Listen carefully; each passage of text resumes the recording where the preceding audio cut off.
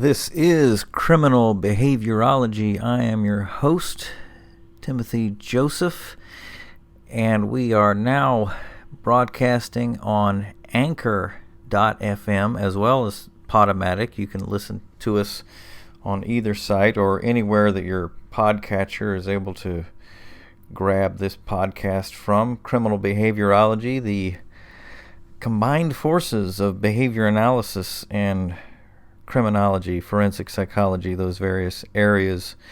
We're covering many topics, and we're going to cover many topics in the future. Today is quite a pleasure. I've got a interview that I'm going to play with you with Emily Mandel, and it's about an article on hostage negotiation.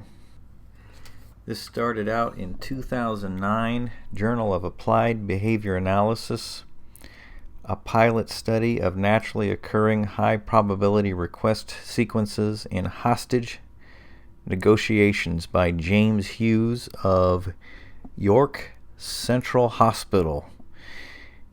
In the current study, the audio tapes from 3 hostage-taking situations were analyzed. Hostage negotiator requests to the hostage taker were characterized as either high or low probability.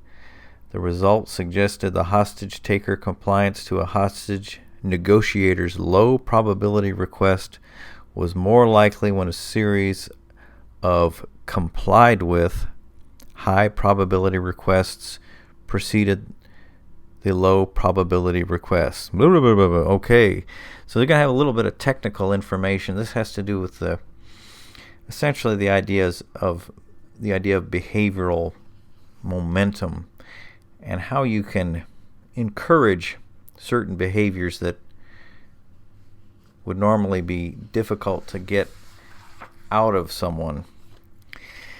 That's a very, very simple way of putting it with a very, very serious issue. So I wanted to cover this particular article by Hughes, and then I come to find that Emily Mandel had covered this in the bside21.org site and had done a review of this very article in a very concise way. This was on December 7th, 2015.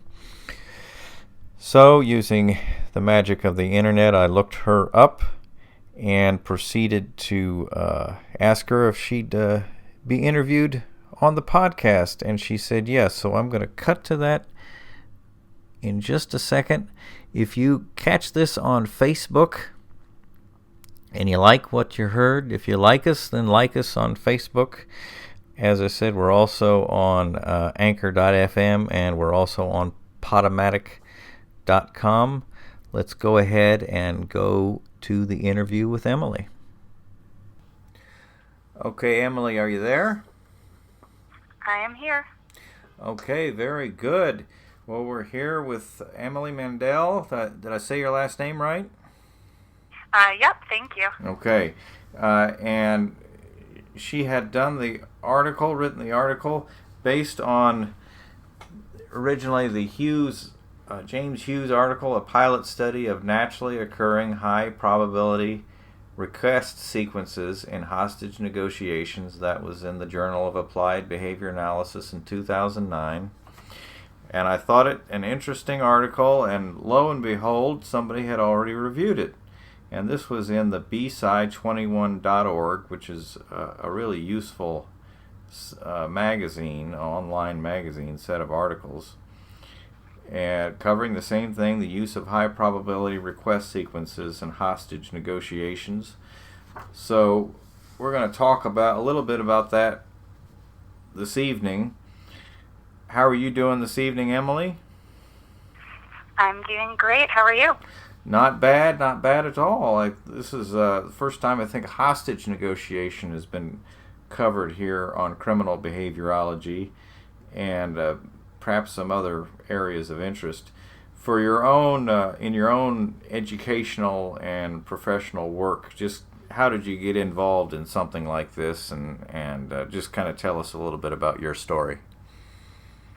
Yeah, so I've always been interested in the field of human behavior. I studied psychology for my undergraduate degree, and I was really fascinated by the topics explored, which included things like criminal behavior and mental illness and intellectual disability. And I really enjoyed learning about it, and I loved the qualitative analysis offered by the field of psychology, and it's a very important type of analysis. But I was really sort of hungering for the quantitative analysis piece of these behaviors and these cognitions.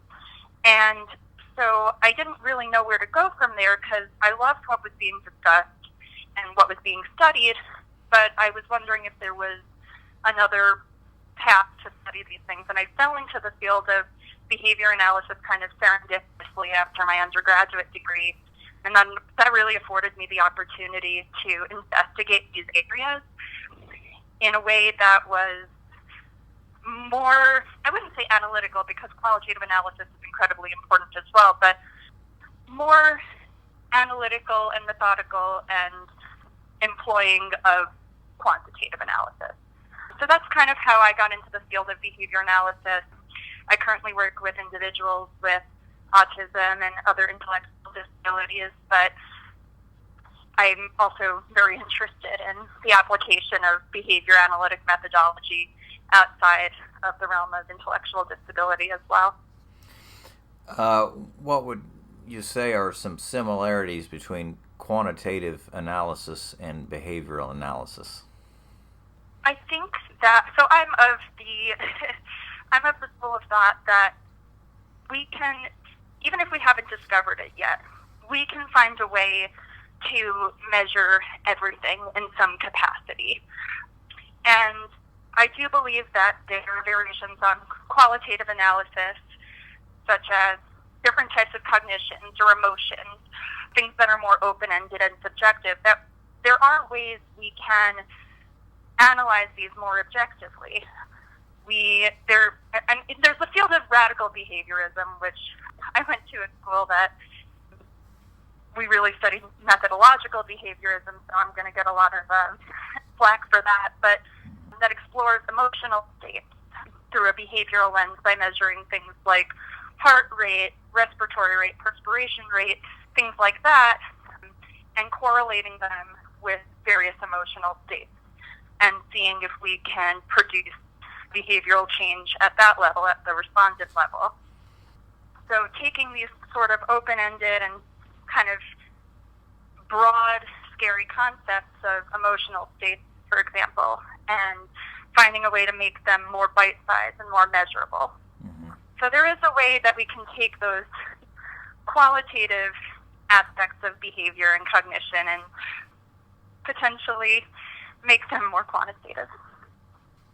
Yes, it says at the end of the article about you, it says that you enjoy examining topics such as religion, medicine, politics, and social constructs through a behavioral lens.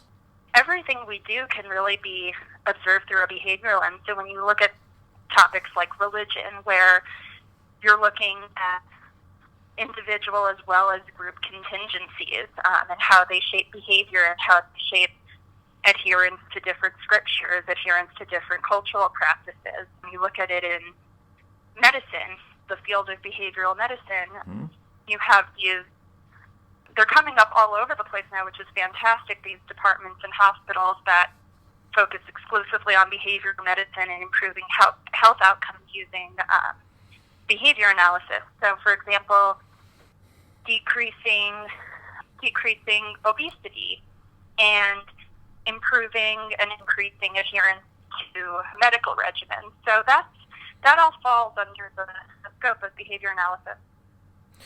You know, as a quick aside, a quick digression, if I digress on this a little bit, you know, it's common practice to have psychological testing in the cases when they're going to do surgery for obesity.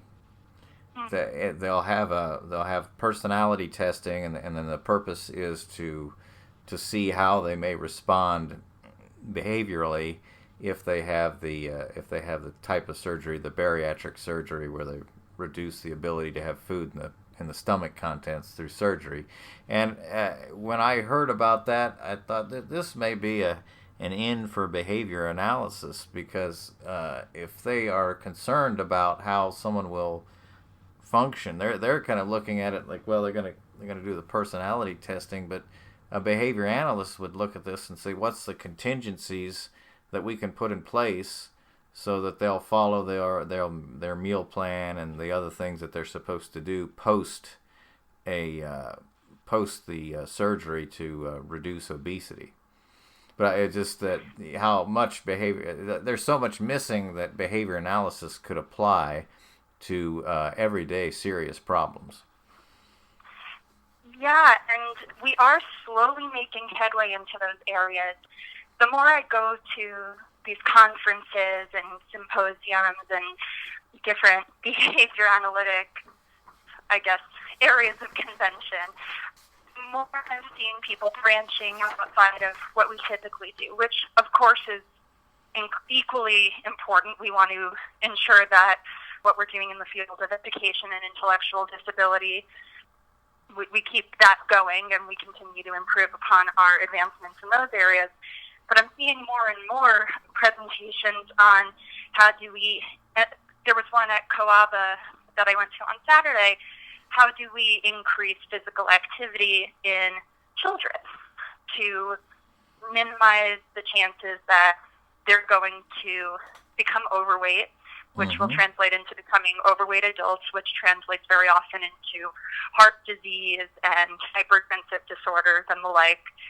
So there has been a little bit of a shift in expanding out of our comfort zone and exploring these new and very important areas. And did you say that organization was COABA? Yeah, the Colorado Association for Behavior Analysis. Colorado Association for Behavior Analysis. Very good. So tell me what attracted you to the Hughes article, The Use of High Probability Request Sequences in Hostage Negotiation. So I had actually read that paper in grad school. It was one of our assignments in one of the courses we took. And just coincidentally, I had been using a lot of high probability request sequences, a lot of behavioral momentum with one of the kids I was working with, who we were having a lot of issues gaining compliance with various requests, various instructions.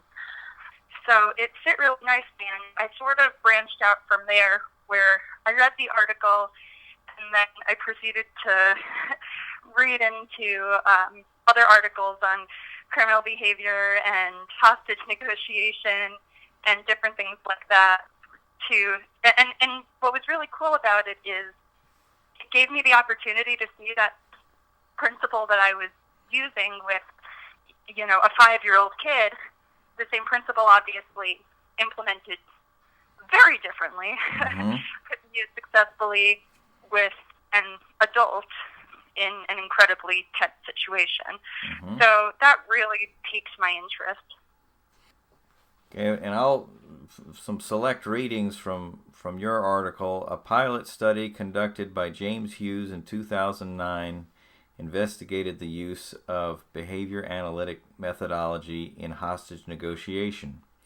In the Hughes study, audio tapes from 3 hostage negotiations were analyzed with specific focus on hostage negotiators' use of behavioral momentum or high probability request sequences in gaining compliance from hostage takers. Behavioral momentum refers to the tendency for behavior to persist following a change in environmental conditions. The greater rate of reinforcement, the greater the behavioral momentum. Behavioral momentum consists of a presentation of a sequence of requests with which an individual is likely to comply, high probability requests, followed by the presentation of a request with which an individual is less likely to comply, a low probability request. The momentum with which the individual complies with a sequence of high probability requests increases the likelihood that he or she will comply with a subsequent low probability request. What can you tell us about that little segment right there? And maybe you can talk about how that's applied in your work with the disabled and with those with autism as well. Yeah, absolutely. So I do acknowledge that I did use a lot of jargon within that description of what behavioral momentum is. But essentially what it is you're presenting a sequence of requests with which somebody is likely to comply. Mm-hmm. So if somebody has no problem at all clapping their hands, stomping their feet, smiling, you might want to utilize something like that prior to then presenting what we call low probability request, which is a request with which somebody is less likely to comply. So maybe something an individual doesn't do as often, or something an individual doesn't typically like to do. So if you just present that one demand, so if they say, okay, release the hostages, in the hostage negotiation example, a person's not really very likely to comply with that request, because if it were that easy, hostage negotiators would all be out of business. But they analyzed utilizing that high P, low P request sequence. So prior to asking them to do something big like releasing a hostage or releasing a great deal of information, they would ask them these questions that they were more likely to answer, or ask them requests with which they were more likely to comply. So when you're looking here, they did score them. So they scored each request on a scale, I believe, from category 1 to category 4. And category 1, sorry? And Emily, they had this information from actual audio recordings of the hostage negotiations, right? Yep. So these were actual hostage negotiation recordings that were analyzed.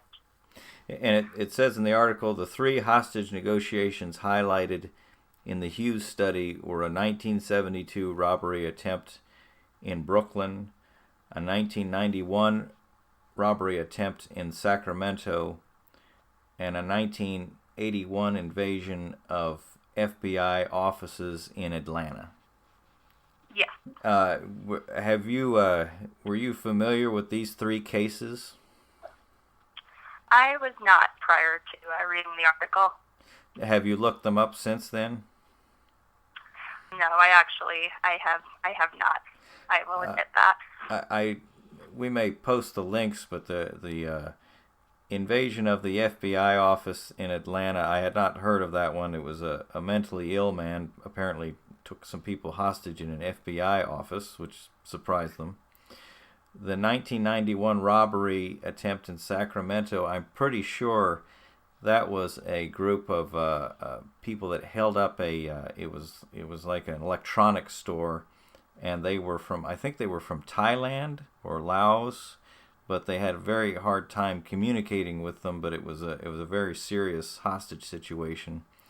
The 1972 robbery in Brooklyn, when I looked that up, it looks like it was the case that inspired, if people have heard about this, it's been a long time, the Al Pacino movie Dog Day Afternoon.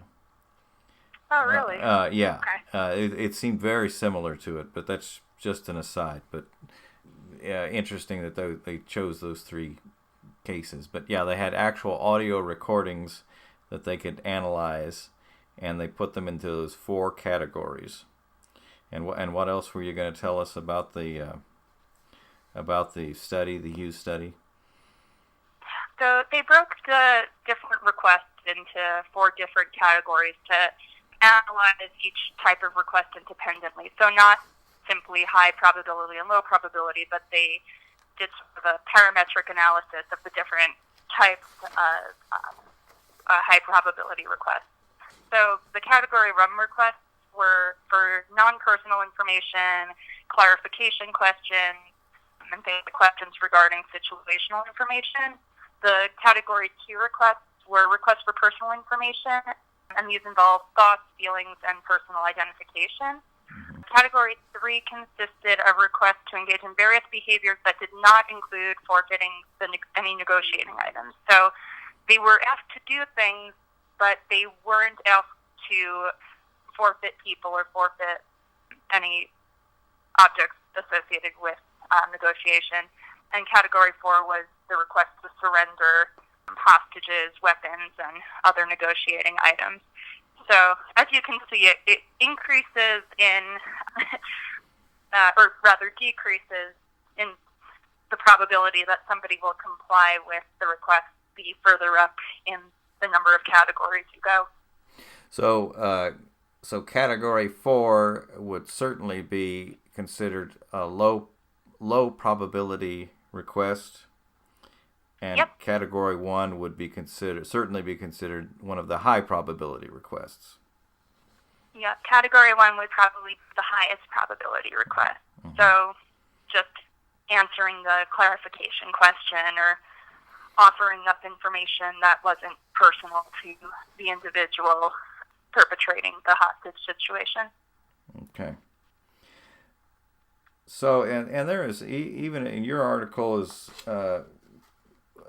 it's not that long to read, but you have a lot of information, a lot of detailed information, which you just spoke of.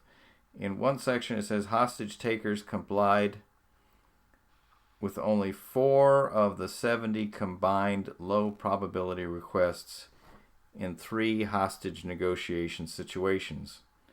The low probability requests with which the hostage takers complied were all preceded by a sequence of 3 or more high probability requests, suggesting that the greater the number of high probability requests within the sequence, the likelier the individual was to comply with subsequent low probability requests. For low probability requests preceded by 3 or more high probability requests, conditional probability was 0.8. Compliance in 4 out of 5 opportunities. So from those results, what do you think that is telling us, Emily? I think it's telling us what the research on high P request sequences has been telling us, which is that the delivery of those high P requests, and the more of the high P requests you deliver prior to delivering the more challenging directive, the likelier you are to gain compliance. And again, that was a really conditional probability score. They found that in 4 out of the 5 opportunities in which 3 or more high P request sequences preceded the low P request sequence, there was compliance with that low P directive. But it does tell us also this is not a perfect system. There was 1 out of the 5 instances in which there was non-compliance with the directive. But it does dramatically increase chances that a person's going to comply with something that they were less likely to comply with prior to the presentation of those high P demands. So we could look at this as, say, like something similar to working with a client with autism or developmental disabilities. You could make, in order to, I'll try and use layman's terms to convey this, but in order to get the person to comply with something, you may make a series of high probability requests and then make that low probability requests in the hopes that doing that procedure in that way would help them to comply with something they normally wouldn't comply with, or it's hard to get them to do. Is that kind of...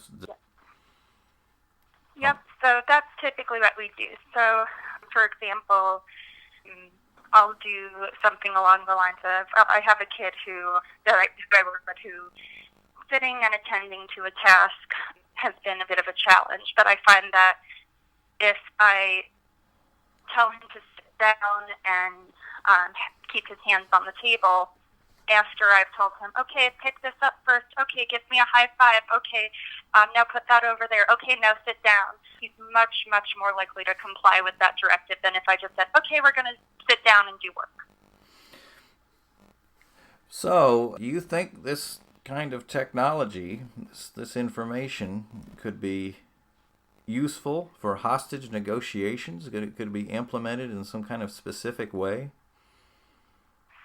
Absolutely, and I would love to see, I mean, it's hard to replicate any sort of hostage negotiation. They're all very different, and you also want to defer to the experts who have been doing this a long time rather than saying, hey, can we use this hostage situation to try something new? But I would love to see a replication in the form of, I would love to see other hostage tapes analyzed to see if the results were in line with what the Hughes study found. I think that would be very interesting, and to see if we found a pattern there.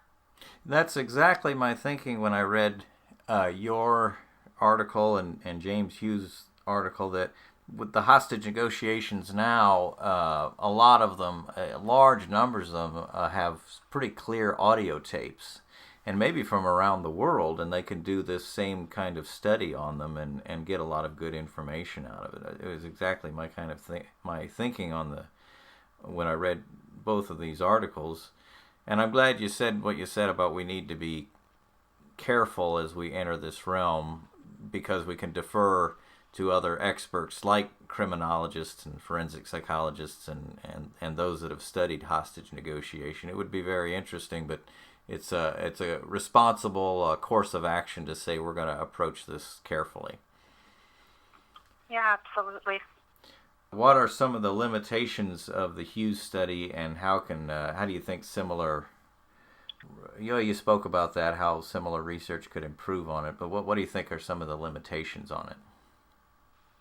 One of the first ones that they brought up in the discussion of the study was they were only able to score the audio tape that they could hear, and some of the audio tape quality was, I'd say, pretty poor. It seems like they emphasized, so they couldn't score those clips. And the second is that the transcription of the audio tape didn't take into account the elapsed time between verbal exchanges.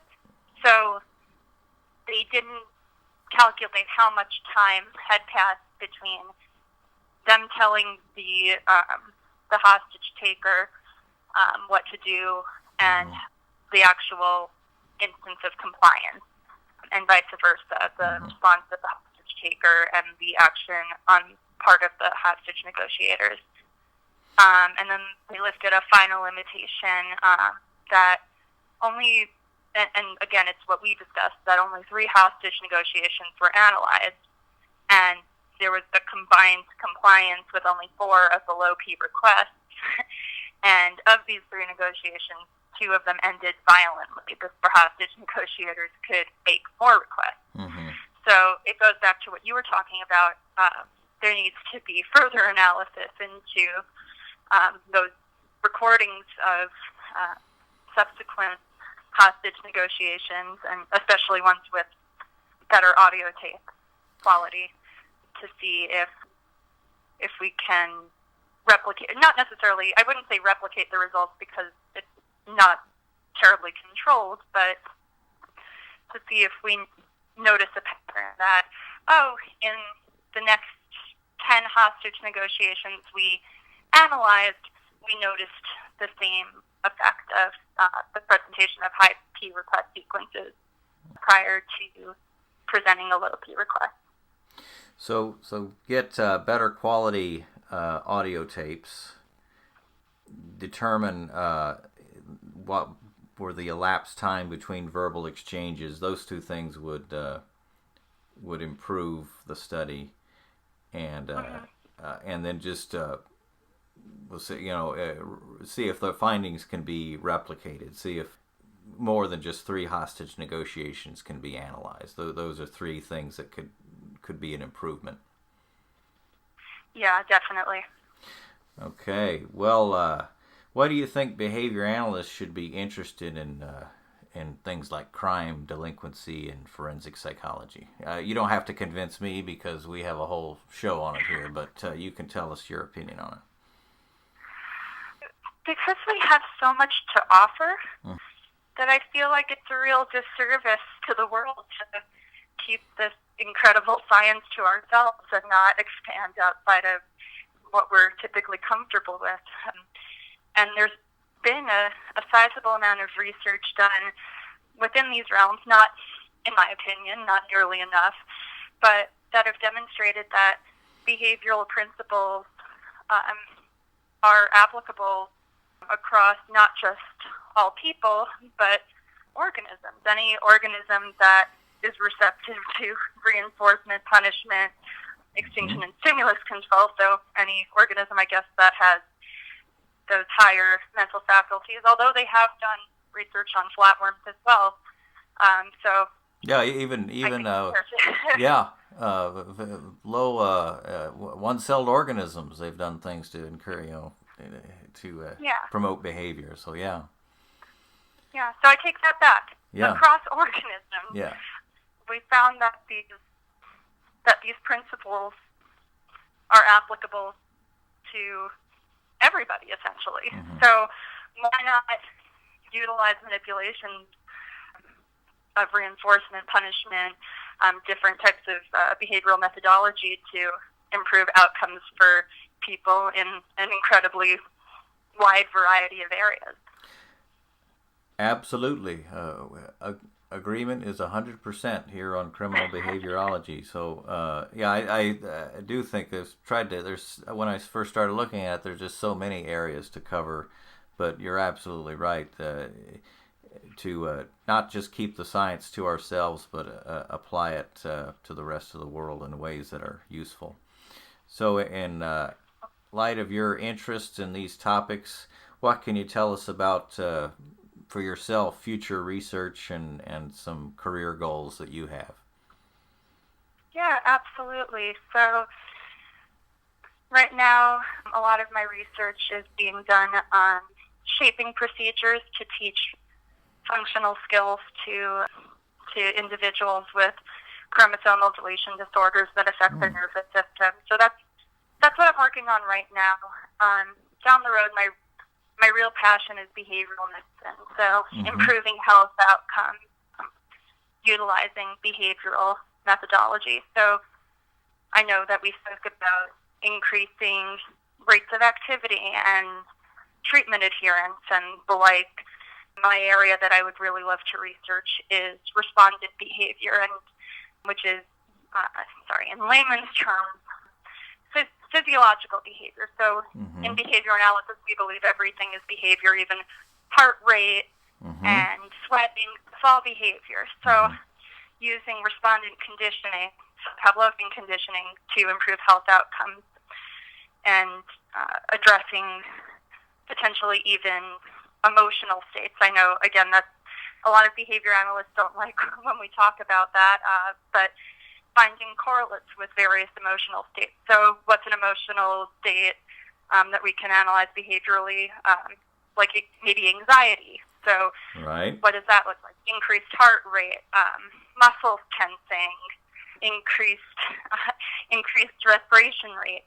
So how do we implement strategies to improve emotional outcomes and analyzing the physiological response to those emotional states and the physiological response to ways we're aiming to reduce aversive physiological and emotional states.